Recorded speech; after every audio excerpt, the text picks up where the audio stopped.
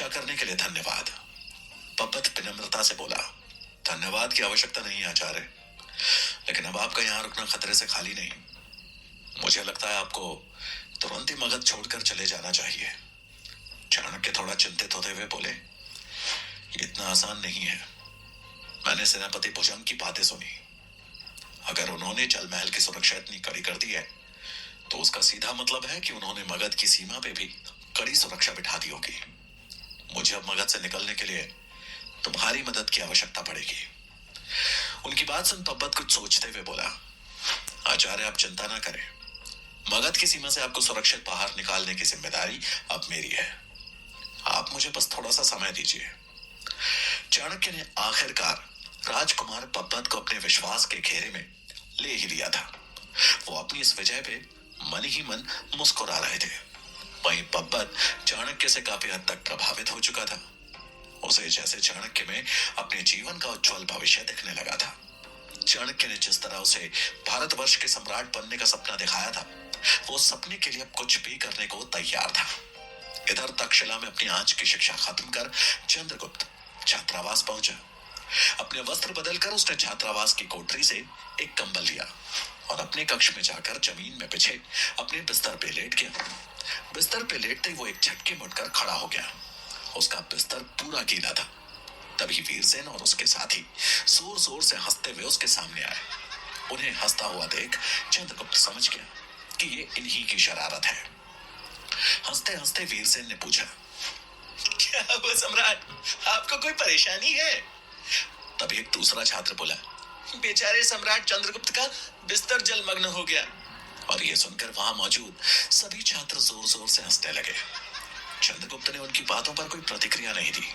वो अपने बिस्तर से उठा और उन सब की तरफ ध्यान न देते हुए वहां से बाहर चला गया।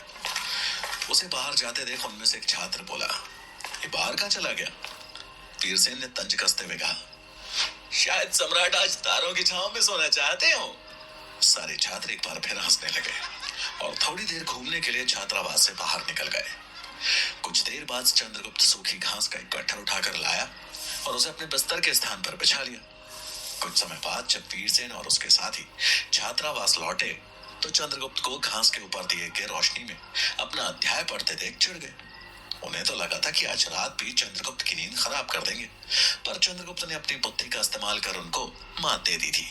कुछ ही समय में जब सब छात्र सोने लगे, चंद्रगुप्त ने भी अध्याय खत्म कर दिए को बुझा दिया और सोने के लिए लेट गया। कुछ ही समय में उसे नींद आ गई। छात्रावास में अब सन्नाटा पसरा पड़ा था। कुछ देर की प्रतीक्षा के बाद वीरसेन के इशारे पर दो छात्र उठे और चंद्रगुप्त का कंबल खींचने के लिए उसकी ओर बढ़े। वो चंद्रगुप्त के पास गए तो देखा कि वो कंबल ओढ़े सो रहा है। उनमें से एक ने पिछली बार की तरह खिड़की खोल दी और दूसरा बड़ी सफाई से चंद्रगुप्त का कंबल सरकाने लगा, पर कंबल था कि सरकने का नाम ही नहीं ले रहा था। उस छात्र ने दोबारा कोशिश करते हुए कंबल खींचने के लिए थोड़ा और जोर लगाया, लेकिन कंबल फिर भी नहीं सरका। कंबल के अंदर सर छुपाए चंद्रगुप्त हंस रहा था, क्योंकि उसने उस कंबल के दोनों सिरों को अपनी उंगली से बांध रखा था। खींचकर वो छात्र अंधेरे में ही वीरसेन के पास पहुंचा और तभी आवाज में उससे बोला, पता नहीं कंबल के साथ क्या कर रखा है, खिसक ही नहीं रहा। वीरसेन का दांव फिर खाली गया। अब उसने कुछ सोचते हुए अपने पास रखा पानी का लोटा उठाया और उसे देते हुए कहा, इसका बिस्तर गीला किया था, अब इसको कंबल के साथ ही जलमग्न कर दो, जाओ। लोटा देते हुए वीरसेन के चेहरे पर एक कुटिल मुस्कान थी। वीरसेन से लोटा ले वो छात्र दबे पांव चंद्रगुप्त की ओर बढ़ा कि तभी उसके मुंह से चीख निकली, जिसे उसने किसी तरह से दबाया। उसने नीचे देखा तो उसके पांव में कांटा छुपा था। एक पांव को ऊपर किए उसने जैसे तैसे संतुलन बनाया, लेकिन तभी दूसरे पांव में भी कांटा छुप गया। इस बार वो अपने को संतुलित नहीं कर पाया और वो लोटा उसके हाथ से छूटकर उसके साथी राजकुमार के ऊपर जा गिरा और उसका कंबल भीग गया।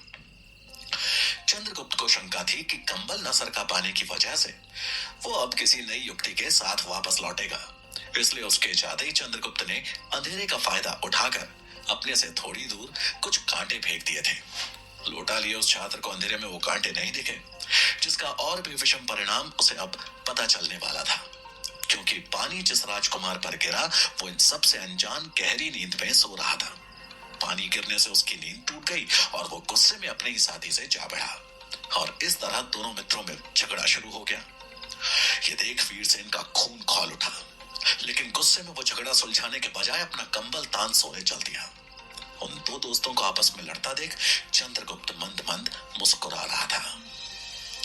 जहां चंद्रगुप्त ने अपनी सूझबूझ से अकेले ही अपना बचाव कर लिया, वहीं अगली सुबह चाणक्य पब्बत के दिए भरोसे पर वेश बदल मगध की राजधानी पाटलिपुत्र के प्रवेश द्वार के सामने था।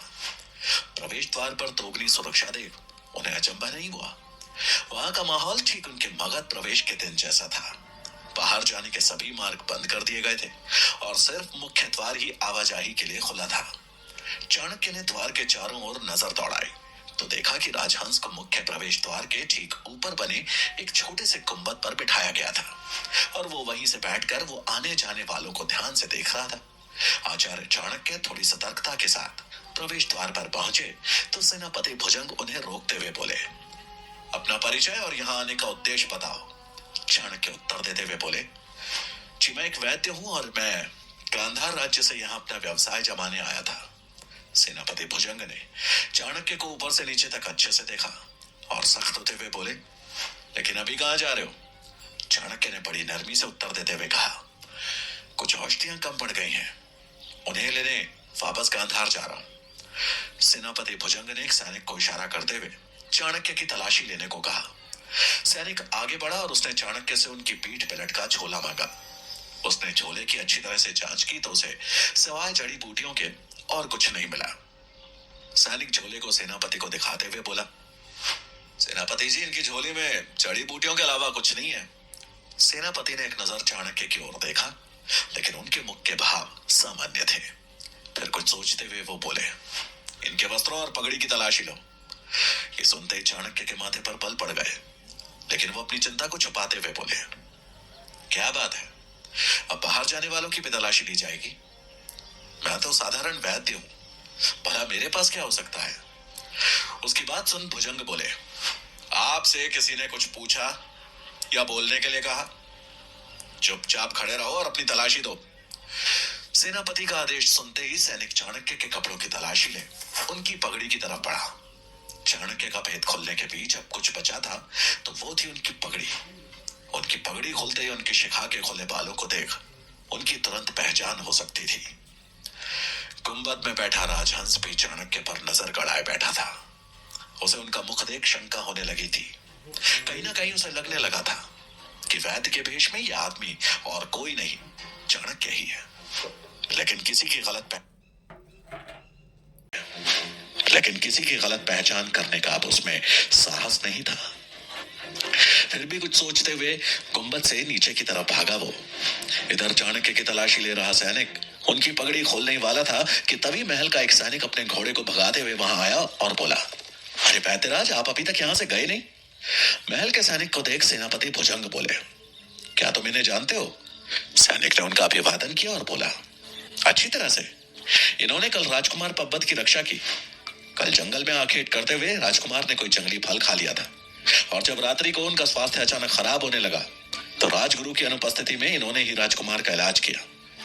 राजकुमार का स्वास्थ्य अभी पूरी तरह से ठीक नहीं है, जिसके लिए इन्हें तुरंत ही गांधार से एक विशेष किस्म की स्वर्ण भस्म लानी है, इसलिए इन्हें जाने दिया जाए। तभी राजहंस भी वहां पहुंच गया, लेकिन महल के सैनिक की बात सुन उसने चुप रहना ही उचित समझा।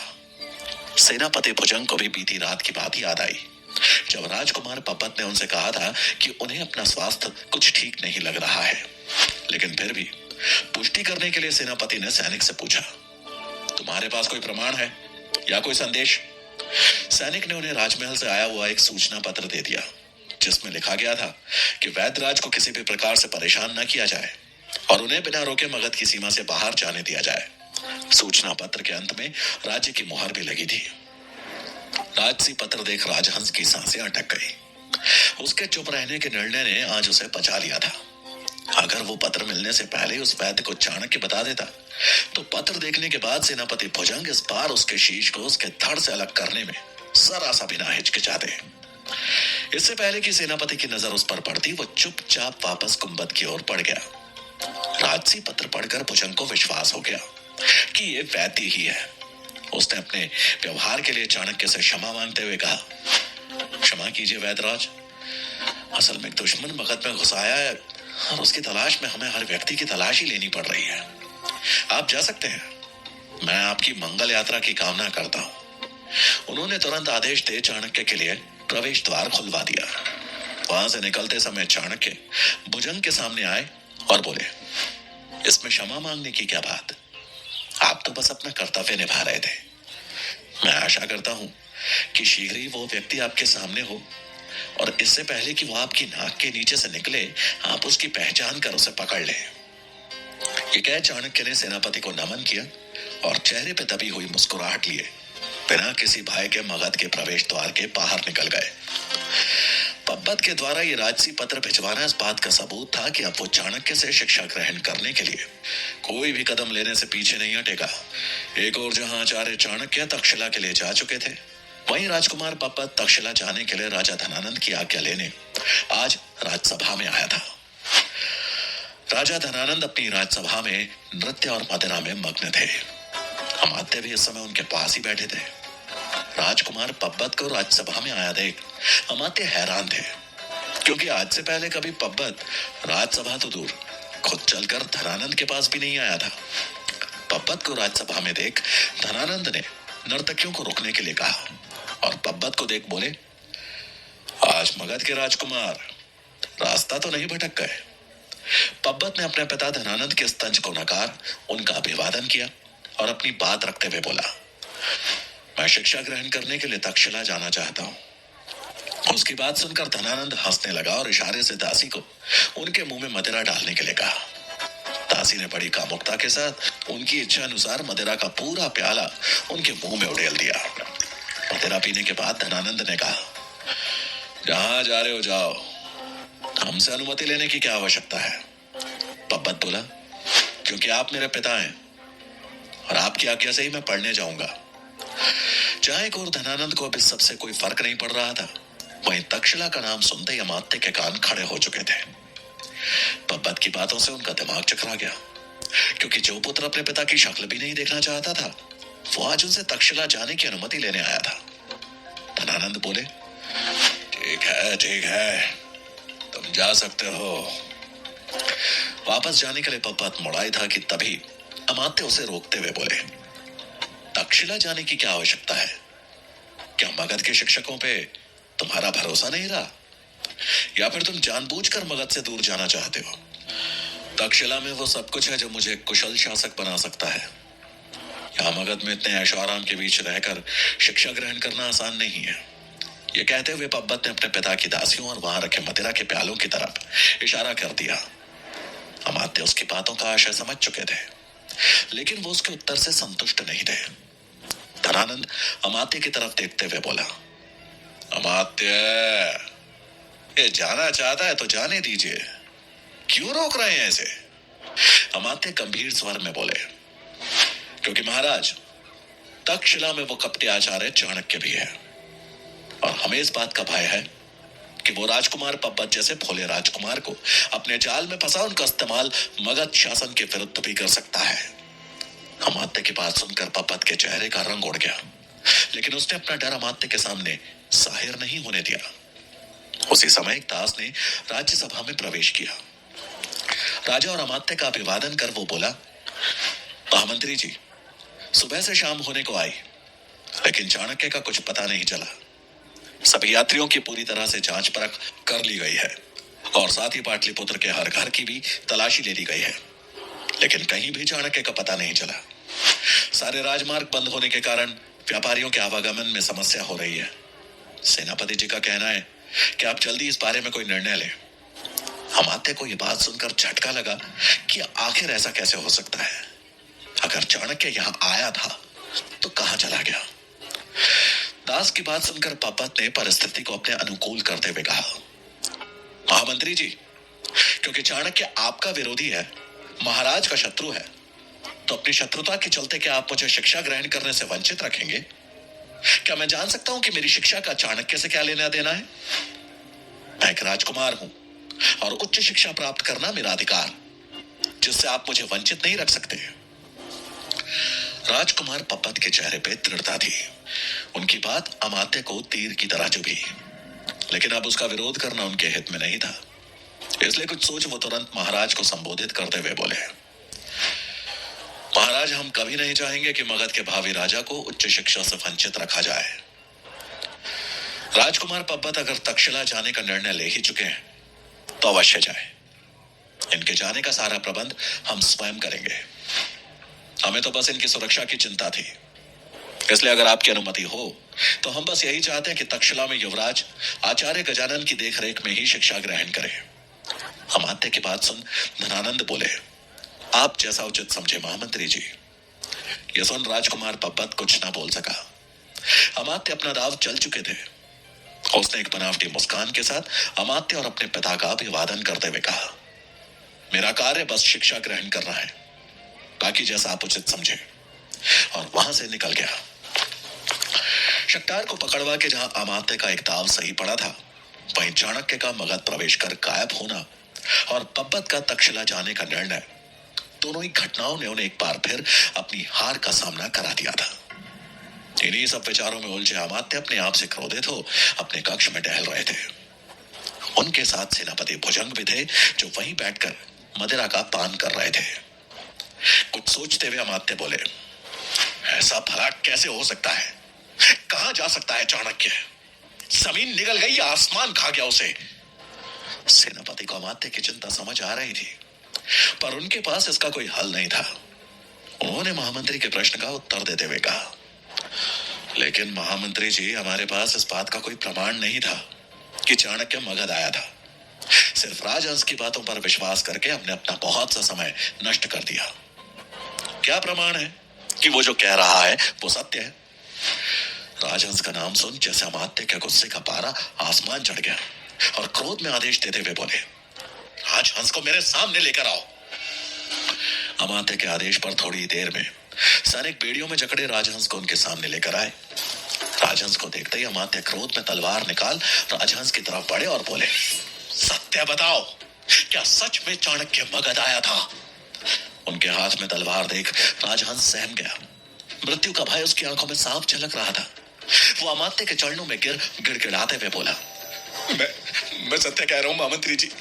आचार्य गजानन ने स्वयं अपने कानों से सुना था कि चाणक्य ने तक्षशिला के कुलपति से मगध आने के लिए छुट्टी मांगी थी। मैं सत्य कह रहा हूं। लेकिन अमात्य का गुस्सा अभी भी सातवें आसमान पर था। वो गरजते हुए बोले, लेकिन चाणक्य तो यहाँ आया ही नहीं। तुमने हमें झूठी सूचना देकर बस हमारा समय नष्ट किया और कुछ नहीं। राजहंस रोते रोते ही बोला, मैंने कोई झूठ नहीं बोला महामंत्री जी, और ना ही मेरे आचार्य झूठे हैं। उन्होंने कहा था तो चाणक्य अवश्य यहाँ आया होगा। राजहंस के मुंह से चाणक्य का नाम एक बार फिर सुन अमात्य अपना आपा मानो खो बैठे और चिल्लाए, चाणक्य चाणक्य चाणक्य! बहुत हो गया उस दरिद्र का गुणगान। क्षमा नहीं, मृत्यु दंड मिलेगा तुम्हें। इतना कहकर अमात्य ने तलवार हवा में उठा सीधा राजहंस की गर्दन पर रख दी।